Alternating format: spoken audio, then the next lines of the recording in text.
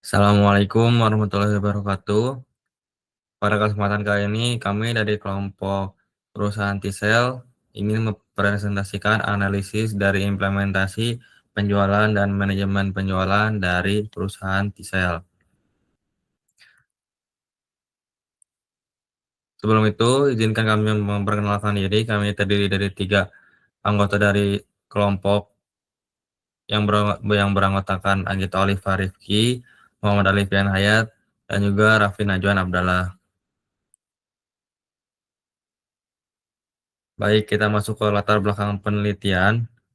Penelitian di TISEL Indonesia ditujukan untuk mengetahui implementasi teori penerapan penjualan pada produk kuota internet dan juga pulsa TISEL pada wilayah Kota Bandung dan Kota Cimahi. Jadi sekilas apa itu TISEL? Seperti yang kita ketahui, perusahaan telekomunikasi yang berdiri pada tahun 1995 dan juga salah satu provider telekomunikasi terbesar di Indonesia dan perusahaan telekomunikasi dengan fokus penjualan pada internet dan pulsa.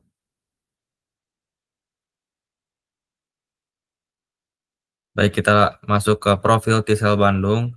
Jadi objek riset kami adalah Tisel Branch Bandung dan Cimahi yang dikelola oleh distributor yang bernama Raja Wali. Skala operasinya cukup besar, terdapat 27 sales force yang harus mengelola 1.360 outlet binaan dan memantau 860 menara sinyal. Dan saat ini mereka sedang dalam fase market repair, bergeser dari sekadar jual kartu perdana ke keberlanjutan penggunaan data. Oke, jadi untuk tujuan penelitian yang kami lakukan, yang pertama ada struktur organisasi, kita menganalisis struktur tim dan proses promosi manajerial di Tisel Bandung. Yang kedua ada penjualan dan distribusi, kita mengidentifikasi dan memetakan praktik Tisel Bandung dalam menerapkan performance goals and process goals. Yang ketiga kita mengevaluasi penerapan situational coaching dalam pengembangan teknik penjualan tim. Yang keempat, kita menganalisis upaya T-Cell Bandung dalam membentuk perspektif, keyakinan, dan lingkungan perilaku untuk menciptakan budaya penjualan. Selanjutnya, kita ke motivasi. Kita mengidentifikasi metode yang digunakan manajer T-Cell Bandung untuk memotivasi tim, termasuk pemahaman terhadap motivator individu dan penggunaan pujian. Yang terakhir, kita memberikan rekomendasi praktis bagi T-Cell Bandung untuk meningkatkan efektivitas manajemen penjualan berdasarkan gap antara praktik dan lapangan 10 toolkit manajemen.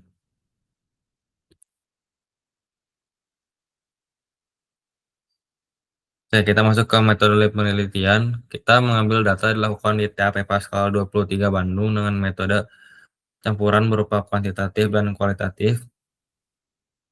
Untuk metode penelitian kualitatif kita memahami strategi dan budaya, dan untuk kuantitatifnya untuk mengukur performa penjualan. Dan objek riset kita lakukan di Tisal Beberes Bandung dan Cimahi, yang narasumbernya merupakan sales manager yang bernama Bapak Reza yang bertanggung jawab atas strategi wilayah Bandung dan Cimahi. Sumber data primer merupakan menyerupai transkrip wawancara mendalam dan 10 kuesioner Biozip yang diberikan oleh Ibu Tita. Selanjutnya sekunder, laporan Excel penjualan target versus realisasi periode Agustus Oktober 2025. Dan untuk teknik analisisnya, kita membandingkan temuan lapangan dengan 10 framework Biozip, deskriptif, analisis tren, data penjualan. Oke, untuk struktur tim sales, di area sales management ada target, coaching, evaluasi, strategi harga dan promosi, dan juga alokasi sumber daya. Dan untuk yang teratas ada sales supervisor, ini memonitoring KPI, mengarahkan aktivitas harian sales, memastikan checklist mingguan terpenuhi. Terus ada sales manager yang bertugasnya untuk mengembangkan skill penjualan, menjaga motivasi tim, dan juga menjadi penggerak budaya organisasi. Dan juga yang terakhir ada field sales atau lapangan sales lapangan yang bertugasnya untuk mengunjungi outlet, offering paket, cross selling, edukasi produk, follow up, dan menjalankan proses goals. Nah, ini untuk strukturnya ada garis koordinasi dan garis komandonya.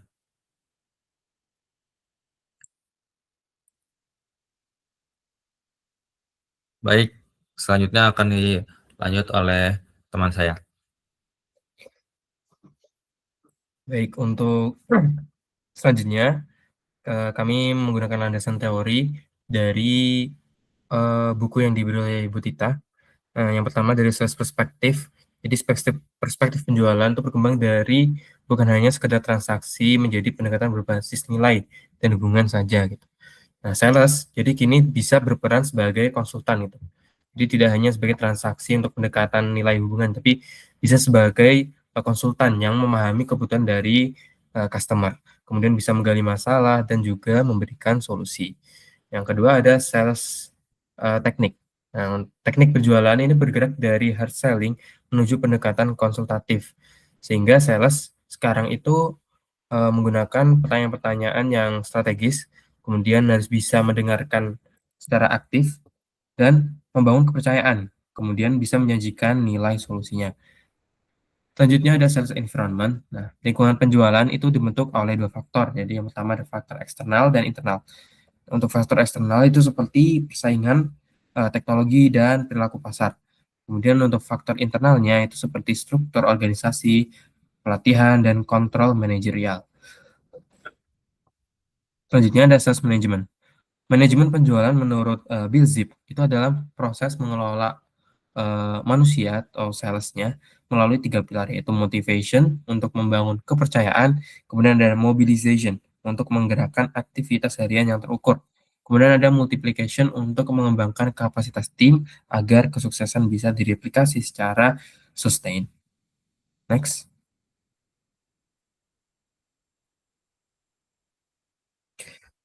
Selanjutnya ada sales control. Kontrol penjualan kini menggabungkan pengawasan dan juga evaluasi hasil, gitu. Sehingga behavior based control itu fokus pada aktivitas dan coaching, sementara outcome based control itu menilai pencapaian penjualannya.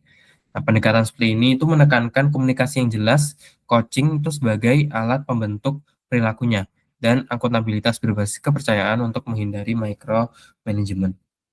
Kemudian dari motivation and growth, motivasi sales tidak lagi berfokus pada uang saja atau insentif finansial, tetapi juga pada kepercayaan, apresiasi, tujuan yang jelas, dan juga budaya kerja yang positif.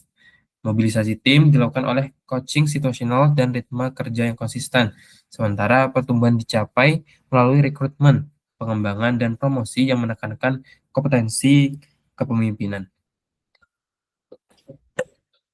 Next. Nah, kita masuk ke analisis dari wawancara kami. Nah, yang pertama analisis perspektif dan environment.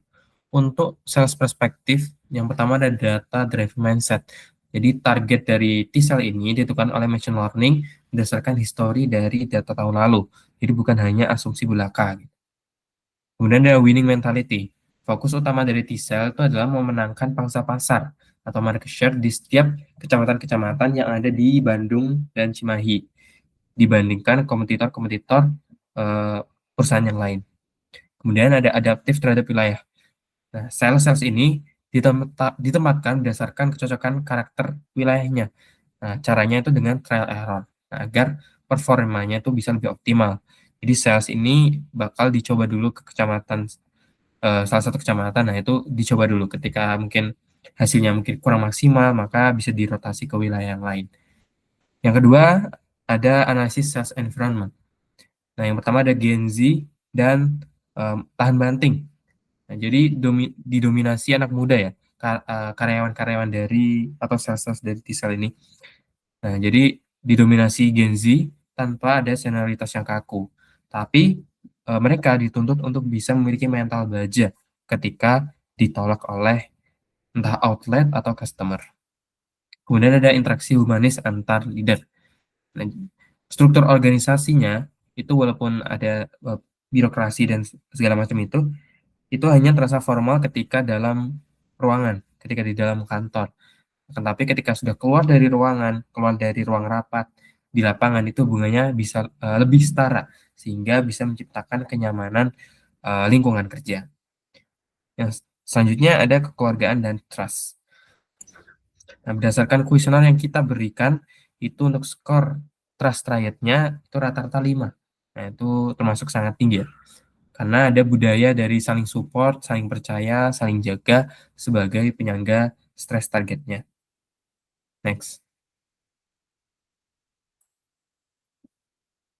Oke. Kemudian ada analisis sales teknik. Analisis sales teknik, yang pertama ada permanent journey plan. Jadi sales team memiliki rute tetap atau mereka itu memiliki kewajiban untuk mengunjungi kurang lebih 10 outlet per hari untuk memastikan pemerataan penjualan dan juga supaya hubungan outlet dengan perusahaan, dengan company atau dengan sales itu tetap terjaga. Dan juga requirement-nya sales itu harus bisa fast respond maksimal 15 menit. Karena jadi itu di mereka itu memiliki grup ya antar outlet dan juga sales dan juga ada sales manager juga. Nah, ketika nanti dari sales-nya itu setelah 15 menit belum ada jawaban, maka nanti akan di backup oleh sales manajernya. Selanjutnya ada SOP interaksi. Nah, untuk standarnya atau SOP-nya itu dari opening. Jadi opening dulu, kemudian penyampaian produk, kemudian closing, dan juga follow up kebutuhan dari outlet di setiap outletnya. Itu untuk interaksi SOP interaksinya. Kemudian ada tandem selling. Nah, ini yang sering disebut oleh perusahaan kemarin. Jadi salah satu teknik mereka itu adalah sales baru yang baru masuk atau sales junior itu tidak lepas begitu saja, melainkan mereka turun lapangan, didampingi atau ikut oleh seniornya atau leader. Nah, nanti sales baru itu bisa melihat secara langsung bagaimana sales senior itu bisa reach out outletnya. Kemudian ada trial error approach. Jika ada satu teknik yang gagal, entah di suatu wilayah atau suatu outlet, maka dilakukanlah rotasi wilayah atau evaluasi pendekatan personal. Itu untuk masing-masing sales force-nya. Next. Nah, untuk analisis manajemen dan kontrol, yang pertama ada web monitoring. Jadi mereka tuh menggunakan sistem monitoring dan evaluasi kinerja dengan web monitoring. Nah, di web ini bisa memantau aktivitas secara real time melalui dashboard terpusat untuk melihat capaian-capaian harian. Nah, kemudian, jadi di web monitoring itu ada indikator warna juga. Evaluasi menggunakan kode warna di dashboard, sehingga ketika berwarna merah itu berarti menang atau menguasai pasar ya, per kecamatannya. Jadi ada kecamatan yang kalau warnanya merah berarti disitulah si sel ini menang. Kemudian ada goal grid monitoring. Leader juga memantau proses harian sales, ya, bukan hanya hasilnya saja. Gitu. Ya, itu tujuannya untuk memastikan aktivitas sesuai target mingguan. Nah, untuk yang tadi saya sebutkan masalah sales itu harus mengunjungi 10 outlet per hari. Nah, itu harus validasi selfie juga di webnya. Jadi absensi kehadiran di outlet divalidasi dengan wajib mengirimkan foto selfie di lokasi outlet. Kemudian ada reward and punishment. Jadi sales manager atau T-cell-nya ini memberikan apresiasi untuk top 3 sales dan juga memberikan punishment atau evaluasi lah kepada bottom 3 sales-nya. Kemudian ada AI targeting. Target ditentukan oleh machine learning berdasarkan history. Berlaku juga sistem utang target bulanan.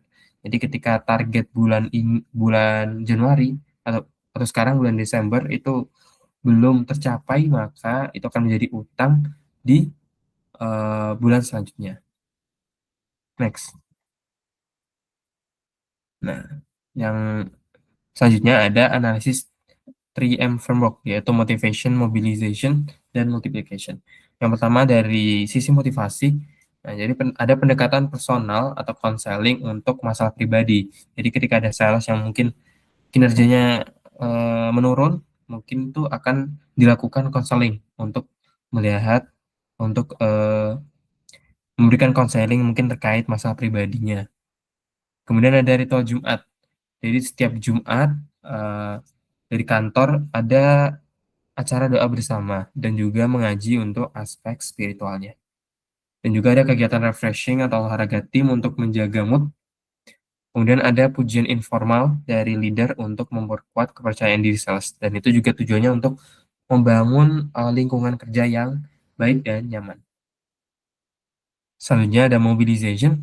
Nah, itu yang pertama ada briefing pagi. Jadi ada rutinitas wajib sebelum para sales ini menyebar ke masing-masing outlet. Itu ada briefing pagi.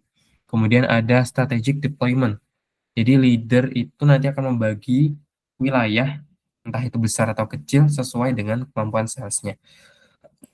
Kemudian ada intervensi cepat jika dashboard tidak berwarna merah. Dashboard yang tadi saya sebutkan ketika kecamatannya tidak berwarna merah, maka itu artinya di kecamatan itu produk T-cell itu belum bisa menguasai pasar. Kemudian ada role play dan tes pemahaman produk sebelum turun ke lapangan. Nah, kemudian ada multiplication. Dari rekrutmen itu fokus pada karakter ekstrovert ya, dan juga memiliki mental baja atau go pundung. Karena namanya sales itu tidak mungkin merekrut dari introvert karena ini berhubungan dengan eksternal, berhubungan dengan customer dan berhubungan dengan outlet gitu. Kemudian ada promosi, ini promosi jabatan ya. Nah, sehingga leader ini dipilih dari sales yang mampu membaca pasar, bukan hanya bisa menghasilkan omset yang tinggi. Kemudian untuk transfer ilmu itu biasanya di kantor di TISA ini yaitu menggunakan tandem selling yang tadi saya sudah jelaskan. Kemudian leader membentuk kandidat TL untuk melalui tugas kecil dan supervisi ringan. Next. Nah, untuk analisis performa dan motivasi, nah, jadi ada temuan data Excel. Jadi ada beberapa Salesforce. Nah, yang pertama itu dari Bapak Ade Mas Duki. Nah, beliau ini merupakan tipe sprinter karena revenue-nya tuh anjlok di minus 74% di bulan Oktober karena beliau kehilangan momentum jangka pendeknya. Kemudian dari Bapak Naufal, nah, dia adalah top performer yang konsisten sebagai tulang punggung timnya. Kemudian ada Cepi. Cepi ini tipe family yang membutuhkan rasa aman. Nah, jadi beliau itu main aman lah dalam sales gitu. Bukan mengejar target-target, bukan mengejar target yang miliaran seperti itu. Nah, untuk motivation matrix, manajer melakukan personalized coaching. Jadi si pencari uang yang dia mungkin suka melebihi target, nah itu dia akan diberi tantangan dan juga nanti akan diberikan bonus. Kemudian untuk si pencari aman yang tadi saya jelaskan seperti yang Cepi, nah itu akan diberikan pendampingan rute. Nah, nanti untuk data Excel-nya ada di slide selanjutnya. Next. Baik, selanjutnya akan dijelaskan oleh rekan saya. Baik, izin melanjutkan teman-teman kita, mungkin izin menjabarkan data yang sempat di-mention oleh rekan saya sebelumnya, yaitu ini data yang kami ambil pada bulan September dan hingga dari bulan Oktober. Perlu digarisbawahi terlebih dahulu bahwa data yang kami dapatkan ini adalah data berdasarkan penjualan menggunakan kartu pulsa maupun kartu internet. Jadi yang datang ke outlet ataupun datang ke counter. Bisa dilihat sendiri bahwa di sini tuh yang berwarna hitam adalah targetnya, sedangkan yang berwarna merah ini adalah aktualnya. Dan memang pada bulan September sendiri terjadinya perubahan pasar dari offline menuju online, sehingga masyarakat ataupun customer itu banyak yang membeli secara online. Sehingga banyak sekali sales force yang tidak mencapai targetnya. Bisa dilihat bahwa bahkan yang mendekati di sini hanya Bapak Dacep dan Bapak Imam, itu pun masih jauh. Sisanya memang terpaut 2 kali lipat hingga 3 kali lipat. Mungkin boleh next. Sedangkan ini untuk target penjualan di bulan Oktober, karena di bulan September tadi terpaut cukup jauh, sehingga manajer dari penjualan ini menyesuaikan strategi penjualan mereka, sehingga sudah berkolaborasi dengan online dalam penjualan kartu pulsa maupun internet, sehingga bisa dilihat bahwa ada beberapa salesman yang sudah mencapai target yang diberikan oleh perusahaan di sales itu sendiri. Boleh di-next. Hal tersebut sejalan dengan revenue yang didapat pada bulan Oktober, di mana tidak jauh berbeda dengan target yang diberikan oleh pusat, tapi juga target revenue-nya juga mirip-mirip, bahkan sama. Boleh di-next. Ini juga revenue-nya juga masih sama seperti yang dijelaskan sebelumnya. Pada bulan September, revenue banyak yang tidak tercapai karena terjadinya perubahan pasar. Boleh di-next. Dari analisis-analisis yang sudah teman-teman saya paparkan dan berdasarkan data yang barusan saya paparkan, kami mengidentifikasi ada 6 masalah. Yang pertama, yaitu memastikan kesesuaian individu dalam peran manajerial, di mana dalam hal ini kami merumuskan bagaimana T-Cell Bandung memastikan kesesuaian individu dalam peran manajerial dan apakah proses promosi mereka berfokus hanya kepada kemampuan memimpin atau hanya pada kemampuan menjual. Yang kedua, yaitu penetapan tujuan T-Cell Bandung, di mana pada bagian ini kami merumuskan bagaimana manajer penjualan di T-Cell Bandung menetapkan tujuan tim mereka. Apakah ada perbedaan yang jelas antara performance goal dan process goals, di mana kedua hal ini sangat berbeda. Selanjutnya, yang ketiga, yaitu ada praktek coaching dilakukan secara kurang baik, di mana kami merumuskan bagaimana praktek coaching dilakukan oleh manajer penjualan itu sendiri. Apakah sang manajer menerapkan gaya coaching yang adaptif, yang menggantungkan pada situasional, yang berdasarkan tingkat kompetisi dan komitmen setiap anggota tim, dalam hal ini setiap sales yang berada dalam outlet mereka ataupun dalam lingkup si manajer penjualan sendiri. Keempat, itu ada penciptaan budaya penjualan yang positif dan memiliki kinerja yang tinggi, di mana kami merumuskan bagaimana T-Cell Bandung dapat secara aktif mendefinisikan, membangun, dan memelihara budaya penjualan yang positif dan memiliki kinerja yang tinggi bagi tim mereka. Yang kelima, itu ada motivator dan pujian sebagai salah satu alat motivasi bagi sales itu sendiri.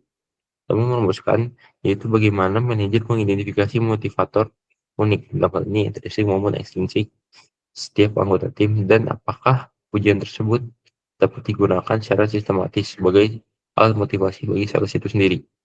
Yang terakhir, yang keenam, sistem yang digunakan untuk mengembangkan sales team. Kami merumuskan apa saja sistem dan ritual atau hal yang biasa mereka lakukan di dalam T-Cell Bandung ini, yang saat ini digunakan oleh mereka untuk mengelola, mengontrol, dan mengembangkan tim penjualan mereka, dalam hal ini sales mereka. Jadi next. Dari identifikasi kami merumuskan ada beberapa rekomendasi yang kami berikan. Yang mana yang pertama itu adalah analisis struktur dan peran atau organizing, di mana salah satunya kami merumuskan formalisasi asesmen kepemimpinan. Hal tersebut dikarenakan perusahaan menghindari promosi otomatis dari top sales menjadi leader. Kami menyarankan untuk memformulakan penggunaan kuesioner salesperson dengan sales manager assessment. Hal ini bertujuan untuk memetakan potensi manajerial sales sejak dini dan menghindari Peter Principle, atau dengan kata lain kegagalan manajer karena kurang kompetensi kepemimpinan. Yang selanjutnya adalah optimalisasi span of control, di mana kami merekomendasikan perusahaan perlu meninjau kembali rasio jumlah sales force di bawah satu tim leader agar coaching individu tuh, agar coaching setiap sales tuh tetap berkualitas, bahkan lebih efektif daripada yang sudah diterapkan saat ini. Yang kedua itu analisis perspektif dan environment, di mana yang pertama itu ada program Meaningful Monday. Kami menyarankan perusahaan untuk menyelaraskan visi dari sales itu sendiri dengan tujuan perusahaan. Selain ritual Jumat yang dilakukan secara spiritual, kami menyarankan untuk adanya sesi Senin pagi yang tidak hanya membahas produk, tapi bagaimana target dari perusahaan membantu sales dapat sehingga mereka mencapai, mimpi besar mereka atau big dream mereka sebagaimana yang sudah dipetakan di motivation matrix.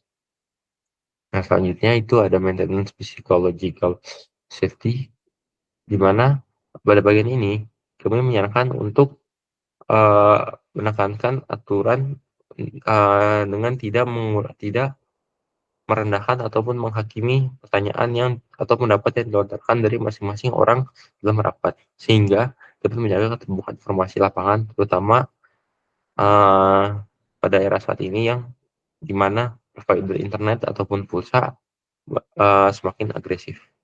Boleh di-next. Yang ketiga itu adalah analisis teknik penjualan atau sales technique, di mana yang pertama itu adalah standarisasi model tandem selling. Kami menyarankan, eee, untuk membuat manual tandem selling, eee, dibuat, seperti manual book gitu. Hal tersebut bertujuan agar kualitas bimbingan ataupun ilmu yang diterima sales junior, sama di setiap wilayah, terlepas dari siapapun senior yang mendampingi. Jadi tidak ada seperti yang kasus Gugun lagi itu tidak ada.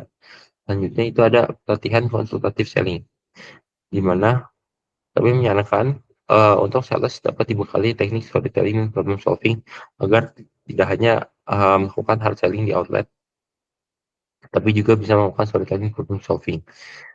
Untuk yang keempat itu ada analisis manajemen dan kontrol. Ini, yang ada beberapa komponen, di mana komponen pertama itu adalah implementasi balance control. Kami menyarankan adanya sistem kontrol seimbang antara process goals dan performance goal. Hal tersebut dikarenakan karena sistem utang target yang tidak tercapai pada bulan sebelumnya dapat menyebabkan burnout atau perilaku wholesale, dalam hal ini juga rugi demi angka. Selain itu, sales yang disiplin, dengan 100%, effort mereka, namun target yang diberikan tidak tercapai karena faktor pasar, perlu, dibekali dukungan moral atau pelatihan tambahan. Tidak hanya sekedar, eee, tidak tercapai lalu harus diberikan ke bulan selanjutnya. Nah, selanjutnya ada micro targeting, di mana untuk tipe sales pintar seperti Ade Mas Duki yang kinerjanya fluktuatif, manajer perlu memecah target bulanan menjadi target mingguan yang lebih kecil, sehingga motivasi mereka tuh, tetap ada dan tetap menyala, sehingga tidak padam di tengah-tengah. Boleh di-next. Dan rekomendasi yang terakhir itu ada rekomendasi berdasarkan analisis framework 3M, motivation, mobilization, and multiplication, di mana, eee, yang pertama, yaitu penerapan motivation matrix secara berkala.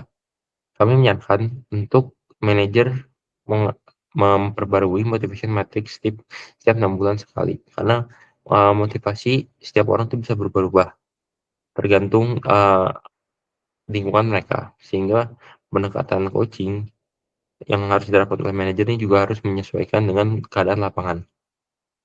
Selanjutnya, itu ada mobilisasi berbasis data wilayah. Nah, kami menyarankan untuk terus memanfaatkan web monitoring untuk melakukan intervensi secara cepat pada wilayah yang tidak berwarna merah ataupun, kalah dari ataupun wilayah yang menang maksudnya, jadi tidak kalah dari kompetitor. Gunakan data ini sebagai dasar roleplay dalam rapat setiap hari Kamis.